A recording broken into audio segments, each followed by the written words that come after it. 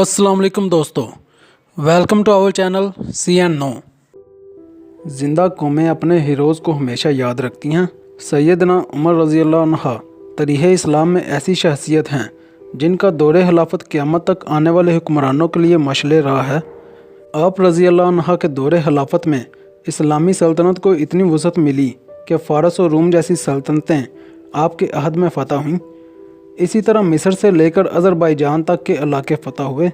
सल्तनत की वसअत के साथ ही इंतज़ामी शोबाजात के क़याम की ज़रूरत महसूस हुई।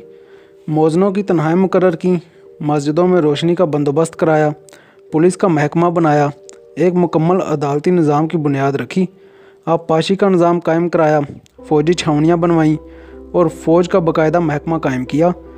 आपने दुनिया में पहली बार दूध पीते बच्चों, माजूरों, बेवाओं और बेआसराओं के वज़ाइफ मुकर्रर किए। आपने दुनिया में पहली बार हुक्मरानों और सरकारी अहदेदारों के असासे डिक्लेयर करने का तसव्वुर दिया। आपने बेइंसाफ़ी करने वाले जजों को सज़ा देने का सिलसिला भी शुरू किया। आपने दुनिया में पहली बार हुक्मरान क्लास का एहतसाब शुरू किया। हज़रत उमर फ़ारूक रज़ी अल्लाह अन्हा अमीरुल मोमिनीन होने के बावजूद रातों को तजारती काफ़िलों की निगरानी करते थे। आप फरमाया करते थे, जो हुक्मरान अदल करते हैं इनकी राया रातों को बेखौफ सोते हैं। आपका फरमान था कि कौम का सरदार कौम का सच्चा हादिम होता है। आपकी मोहर पर लिखा था, उमर, नसीहत के लिए मौत ही काफ़ी है। आपके दस्तरखान पर कभी 2 सालन नहीं रखेगे। आप ज़मीन पर सर के नीचे ईंट रख कर सो जाते थे। आप सफ़र के दौरान जहाँ नींद आ जाती थी किसी दरख्त पर चादर तान कर साया करते और सो जाते थे और रात को नंगी ज़मीन पर दराज हो जाते थे। आपके कुर्ते पर 14 पैबंद थे और इन पैबंदों में एक सुरख चमड़े का पैबंद भी था। आप मोटा खुरदरा कपड़ा पहनते थे। आपको नरम और बारीक कपड़े से नफ़रत थी। आप किसी को जब सरकारी ओहदे पर फाइज करते थे तो इसके असासों का तहमिया लगवा कर अपने पास रख लेते थे और अगर सरकारी ओहदे के दौरान इसके असासों में इजाफ़ा हो जाता तो आप इसका एहतसाब करते थे। आप जब किसी को गवर्नर बनाते तो इसे नसीहत फरमाते थे, कभी तुर्की घोड़े पर ना बैठना, बारीक कपड़े ना पहनना, छना हुआ आटा ना खाना, दरबान ना रखना और किसी फरियादी पर दरवाज़ा बंद ना करना। आप फरमाते थे, जालिम को माफ़ कर देना मज़लूमों पर जुल्म है। आपका ये फ़िक्रा आज इंसानी हकूक़ के चार्टर की हैसियत रखता है। आप इस्लामी दुनिया के पहले खलीफा थे जिन्हें अमीरुल मोमिनीन का खिताब दिया गया। दुनिया के तमाम मज़ाहिब की कोई ना कोई खसूसियत होती है। इस्लाम की सबसे बड़ी खसूसियत अदल है और हज़रत उमर फ़ारूक रज़ी अल्लाह अन्हा वो शख्सियत हैं जो इस खसूसियत पर पूरा उतरते हैं। आपके अदल की वजह से अदल दुनिया में अदल फ़ारूकी हो गया। आप शहादत के वक्त मकरूज़ थे, चनाचे आपकी वसीयत के मुताबिक आपका वाहिद मकान बेचकर आपका कर्ज़ अदा कर दिया गया और आप दुनिया के वाहिद हुक्मरान थे जो फरमाया करते थे, मेरे दौर में अगर फ़रात के किनारे कोई कुत्ता भी भूख से मर गया तो इसकी सज़ा उमर को भुगतना होगी।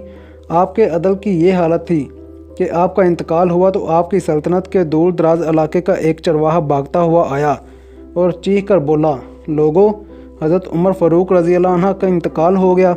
लोगों ने हैरत से पूछा, तुम मदीना से हज़ारों मील दूर जंगल में हो, तुम्हें इस सानहे की इतला किसने दी? चरवाहा बोला, जब तक हज़रत उमर फ़ारूक रज़ी अल्लाह अन्हा ज़िंदा थे मेरी भेड़ें जंगल में बेखौफ फिरती थीं और कोई दरिंदा इनकी तरफ आँख उठाकर नहीं देखता था, लेकिन आज पहली बार एक भेड़िया मेरी भेड़ का बच्चा उठाकर ले गया।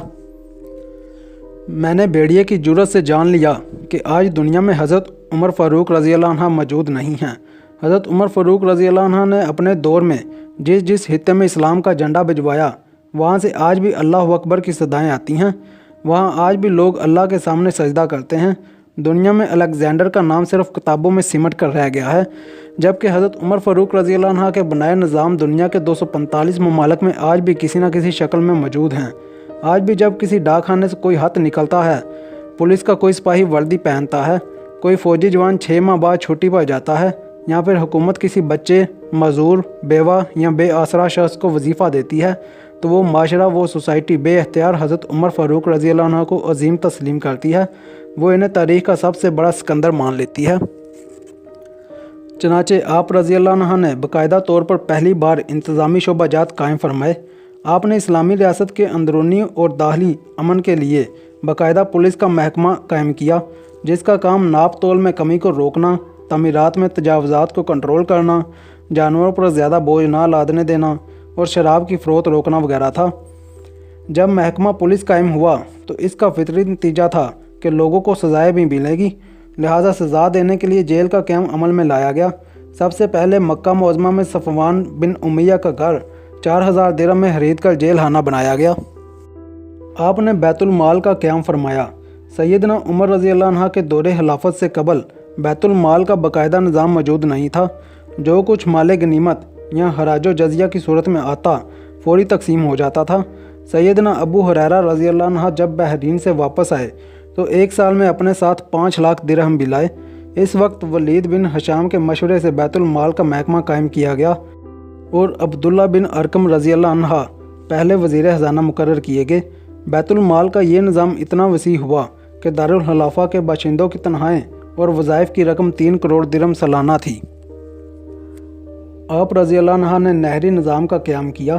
یہ اعزاز خلیفہ دوم حضرت عمر فاروق رضی اللہ عنہ کے پاس ہے کہ انہوں نے دنیا میں نہری نظام کی بنیاد ڈالی، خوراک کی پیداوار میں اضافہ، زراعت کی ترقی، لائف سٹاک کے تحفظ اور بقا کے لیے پانی کی محفوظ ترسیل کا بندوبست کیا۔ زرعی زمینوں کی آبادکاری کے لیے نہری نظام قائم کیا گیا۔ بصرہ کے لوگوں نے پانی کی قلت کی شکایت کی تو آپ نے ابو موسیٰ الشعری کو تحریری حکم بھیج کر دجلہ سے بصرہ تک 9 میل لمبی نہر کھدوائی۔ اس کے علاوہ نہر موکل، نہر سعد اور نہر امیر المومنین بہت مشہور ہیں۔ نہر امیر المومنین کے ذریعے دریائے نیل کو بحر القلزم سے ملا دیا گیا۔ اس نہر کی لمبائی 69 میل تھی۔ تعجب کی بات یہ ہے کہ اتنی بڑی نہر صرف 6 ماہ کے عرصے میں مکمل ہو گئی تھی۔ آپ نے نظام تعلیم کا قیام کیا۔ سیدنا عمر رضی اللہ عنہ نے قرآن مجید کی تعلیم کے لیے باقاعدہ قرہ و معلمین مقرر کر کے ان کی تنخواہیں طے کیں۔ ابو سفیان نامی ایک شخص کو چند دیگر اشخاص کے ساتھ مأمور کیا کہ قبائل میں گھوم کر ہر شخص کا امتحان لیں اور جس کو قرآن کا کچھ حصہ یاد نہ ہو اسے سزا دیں۔ آپ نے چند حفاظ صحابہ کو حمص، دمشق اور فلسطین میں قرآن سکھانے اور حفظ کرانے کے لیے روانہ کیا۔ اسی طرح آپ نے حدیث اور فقہ کی اشاعت کا بندوبست بھی کیا۔ عبد الرحمن بن موکل کو بصرہ میں فقہ کی تعلیم کے لیے روانہ کیا۔ سیدنا عمر فاروق رضی اللہ عنہ کے دور حکومت کا نظام عدل اور انصاف آج بھی مثال کے طور پر پیش کیا جاتا ہے۔ آپ سب سے پہلے خود عدل پسند بنے اور مثال بن کر دکھایا، پھر اپنے اعمال اور رعایا میں عدل و انصاف قائم کیا۔ آپ رضی اللہ عنہ نظام عدل میں اصول مساوات کا لحاظ رکھتے اور کسی قسم کا امتیاز روا نہ رکھتے۔ ایک مرتبہ حضرت ابی بن کعب کے ساتھ آپ کا تنازع ہوا۔ حضرت زید بن ثابت کے ہاں مقدمہ پیش ہوا۔ جب آپ ان کے پاس گئے تو انہوں نے تعظیم کے لیے جگہ خالی کر دی۔ آپ رضی اللہ عنہ نے فرمایا، تم نے اس مقدمے میں یہ پہلی ناانصافی کی ہے۔ یہ کہہ کر آپ فریق مخالف کے برابر بیٹھ گئے۔ جبلہ بن اہم غسانی شام کا بادشاہ تھا، مسلمان ہو گیا تھا۔ کعبہ کے طواف کے دوران اس کی چادر کا گوشہ ایک شخص کے پاؤں کے نیچے آ گیا۔ جبلہ نے اس کے منہ پر تھپڑ مارا۔ اس شخص نے بھی جواباً تھپڑ دے مارا۔ وہ غصے سے بےتاب ہو کر حضرت عمر رضی اللہ عنہ کے پاس آیا تو آپ نے فرمایا، تم نے جو کچھ کیا اس کی سزا پائی۔ اس کو سخت حیرت ہوئی اور اسلام چھوڑ کر مرتد ہو گیا، مگر حضرت عمر رضی اللہ عنہ نے ایک رئیس زادے کی خاطر قانون مساوات کو نہ بدلا۔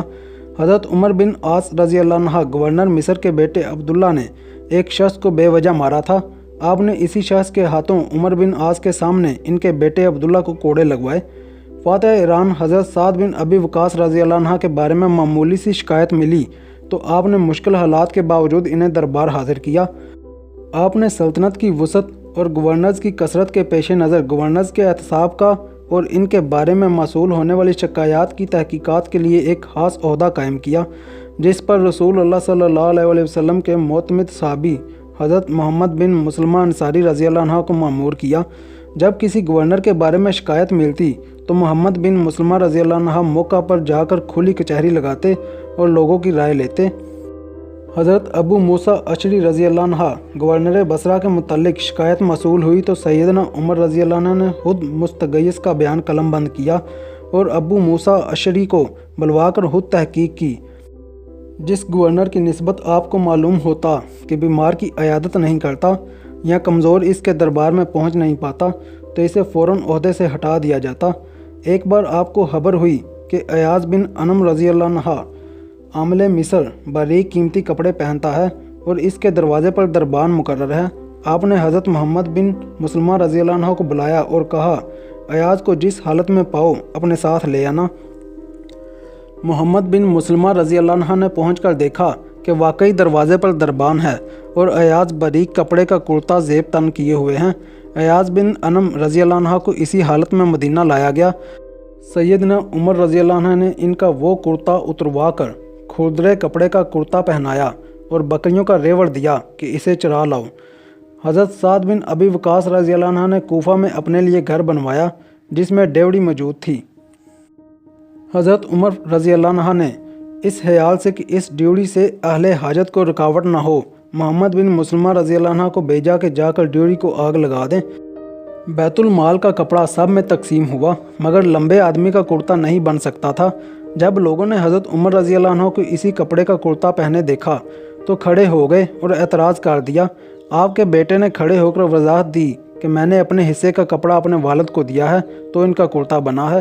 گویا اپنے اثاثہ جات کی منی ٹریل دینے کا نظام بھی آپ کے دور میں واضح ہوا۔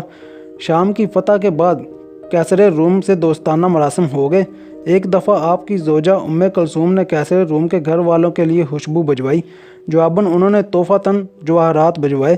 جب حضرت عمر رضی اللہ عنہ کو معلوم ہوا تو اپنی زوجہ سے فرمایا، اگرچہ عطر تمہارا تھا مگر شام تک لے جانے والا قاصد سرکاری تھا، اسے سرکاری پیسے سے تنخواہ ملی تھی، غرض آپ نے وہ جواہرات بیت المال میں جمع کروا دیے۔ ایک مرتبہ آپ بیمار ہو گئے، معالج نے شہد کا مشورہ دیا۔ آپ کے پاس شہد نہیں تھا مگر بیت المال میں موجود تھا۔ آپ نے مسجد نبوی میں جا کر لوگوں سے پوچھا کہ اگر آپ اجازت دیں تو میں بیت المال سے تھوڑا سا شہد لے لوں۔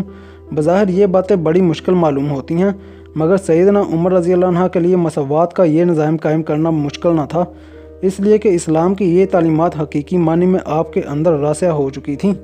طرز زندگی میں سادگی تھی مگر شاہانہ وقت آپ سے ڈرتے تھے۔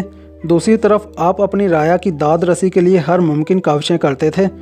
امام غزالی بیان کرتے ہیں کہ شہنشاہ فارس نے اپنا ایک قاصد بھیجا اور حکم دیا کہ اس شخص کے حالات معلوم کر کے آؤ جس کے رعب سے بادشاہ بھی ڈرتے ہیں۔ جب قاصد مدینہ پہنچا تو لوگوں سے پوچھا کہ آپ کا بادشاہ کہاں ہے؟ جواب ملا، ہمارے ہاں بادشاہ نہیں ہوتے بلکہ امیر ہوتا ہے۔ ایک شخص اس قاصد کو سیدنا عمر رضی اللہ عنہ کے پاس لے گیا۔ وہ دیکھ کر حیران رہ گیا کہ وہ شخص جس سے دنیا ڈرتی ہے وہ اپنا عصا سرہانے رکھے زمین پر سو رہا ہے اور آپ کے پسینے سے زمین بھی تر تھی۔ یہ دیکھ کر شہنشاہ فارس کا قاصد حیران رہ گیا، یہ ہے وہ شخص جس کے رعب سے پوری دنیا ڈرتی ہے۔ آپ رضی اللہ عنہ کی کوشش ہوتی تھی کہ رعایا کے حالات زیادہ سے زیادہ خود معلوم کریں۔ ایک دفعہ سفر شام سے واپسی کے دوران راستے میں ایک خیمہ دیکھا۔ سواری سے اترے ایک بوڑھی عورت نظر آئی۔ اس سے پوچھا، عمر کا کچھ حال معلوم ہے؟ کہنے لگی، شام سے روانہ ہو چکا ہے مگر خدا اسے پوچھے، مجھے اس کی طرف سے آج تک ایک جبہ بھی نہیں ملا۔ آپ نے کہا، عمر کو اتنی دور کا حال کیسے معلوم ہو سکتا ہے؟ بولی، اگر عمر کو رعایا کے حالات معلوم نہیں تو خلافت کیوں کرتا ہے؟ اس جواب پر آپ پر رخت طاری ہو گئی اور رونے لگے۔ پھر اس عورت کو ضروریات زندگی کی اشیاء بہم پہنچائیں۔ ایک بار ایک قافلہ مدینہ منورہ آیا، شہر کے باہر پڑاؤ ڈالا۔ آپ رضی اللہ عنہ اس قافلے کی خبر گیری اور حفاظت کے لیے خود تشریف لے گئے۔ پہرا دیتے ہوئے ایک طرف سے رونے کی آواز آئی، دیکھا تو ایک شیر خوار بچہ ماں کی گود میں رو رہا ہے۔ وجہ دریافت کرنے پر بچے کی ماں نے بتایا کہ خلیفہ عمر رضی اللہ عنہ نے حکم دیا ہے کہ جب تک بچے دودھ نہ چھوڑ دیں اس وقت تک بیت المال سے ان کا وظیفہ مقرر نہیں کیا جائے گا۔ میں نے اس گھر سے بچے کا دودھ چھڑوا دیا ہے اور اب وہ دودھ کے لیے روتا ہے۔ آپ نے سنا تو کہنے لگے، ہائے عمر، تو نے کتنے بچوں کا حق مارا ہے۔ اسی دن سے منادی کرا دی کہ بچہ جس دن پیدا ہو اسی دن سے اس کا وظیفہ مقرر کر دیا جائے۔ کہتے ہیں کہ جس سال عرب میں قحط پڑا آپ نے قسم کھائی کہ وہ بھی گوشت یا کوئی اور لذیذ چیز نہیں کھائیں گے، یہاں تک کہ قحط ختم ہو گیا اور خوشحالی آ گئی، مگر آپ نے پھر بھی ان مذکورہ اشیاء کو نہ کھایا کہ کہیں ایسا نہ ہو کہ میں تو کھاؤں اور میری رعایا میں سے کسی کو یہ نصیب ہی نہ ہو۔ یہ وہ طرز حکومت تھا جس نے سیدنا عمر بن خطاب رضی اللہ عنہ کی خلافت کو آج بھی اسی طرح زندہ رکھا ہوا ہے۔ آج بھی لوگ اچھی حکمرانی کے لیے ان کے دور خلافت کی مثالیں دیتے ہیں۔ سیدنا عمر رضی اللہ عنہ کے دور خلافت کی بے شمار مثالیں ایسی ہیں جو ہمارے حکمرانوں کے لیے مشعل راہ ہیں۔ ان مثالوں پر عمل پیرا ہونے کے دعوے کرنا تو بہت آسان ہے، مگر اس کے لیے عدل و انصاف، احتساب، امانت اور دیانت کے اصولوں پر کاربند ہونا ہوگا۔ نظام حکومت چلانے کے لیے ایسے باکردار اور اہل لوگوں کو ساتھ ملانا ہوگا جن کے اندر منافقت نہ ہو، ملک و قوم اور دین اسلام کے لیے مولس ہوں اور اپنی تمام تر صلاحیتوں کو خلوص نیت اور صدق کے جذبات کے ساتھ قوم کی بہتری کے لیے بروئے کار لائیں۔ اگر آپ کو ہماری ویڈیو اچھی لگی تو لائک کریں، بہت اچھی لگی تو سبسکرائب کریں۔ شکریہ۔